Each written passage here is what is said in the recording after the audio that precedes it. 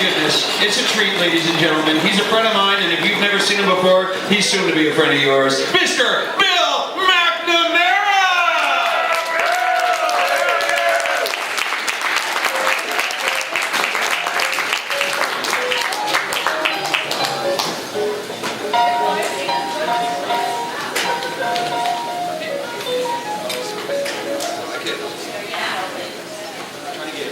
Hi there. This is another story about my family, which goes way back in Vancouver. My grandfather came over here around 1900.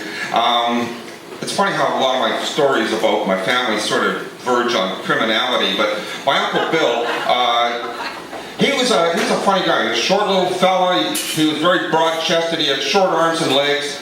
And he prided himself on the fact that he never worked a day in his life in the employ of another man. He always made it on his own. He was a bookie, and he was a bootlegger and a wheeler dealer, a fancy. It was all low-end crime, but he made it pay. He owned a big house up at 16th and Arbutus. He always had nice cars. He had 2 cabin cruisers. He did really well, and the cops loved him. They never busted him.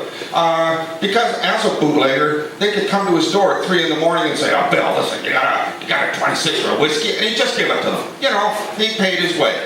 But he also dealt in something else, the most valuable commodity known to man.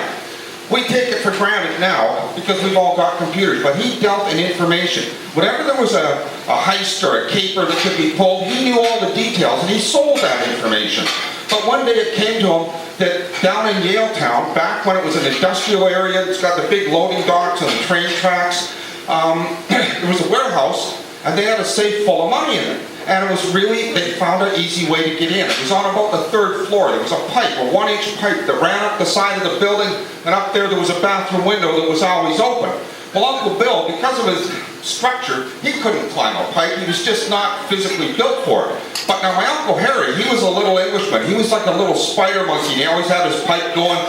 And Bill, he never pulled a job like this before. Like I say, he always sold the information, but he talked Harry into going down and running up the pipe. And to Harry, that was nothing. He climbed up that pipe, he swung through the window, he came downstairs, he opened the doors. Of course, in those days, there was no alarm systems or anything, and it was Christmas time. You see, it was Christmas time, and there was nobody even in the area.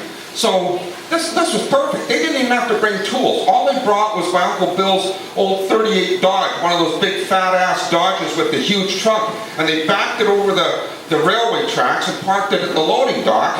And they went inside. The reason they didn't need tools, it was a warehouse. They had dollies, they had pry bars, they had everything. So they got this little safe that wasn't all that big, but you know, it was a safe. So they put it on this little 4-wheel dolly, and they ran it out of the building and off the loading dock and right into the trunk. I mean, just like God wanted them to. But the problem was, because of the weight, it went right through the trunk, and it nailed Uncle Bill's Dodge to the railway tracks. Now he couldn't drive away. And, you know, as I say, the police were very familiar with him. They knew his car. And so, you know, Uncle Bill, in the spirit of Christmas, now we're going to have to admire him for this. He sat on the hood of the car, and he opened up a flask of whiskey, and he took a sip, and he gave a sip to Harry, and he says, "Well, there's no sense both of us going to jail. Harry, Merry Christmas." Harry walked home, and Uncle Bill went to the slammer for about 6 months.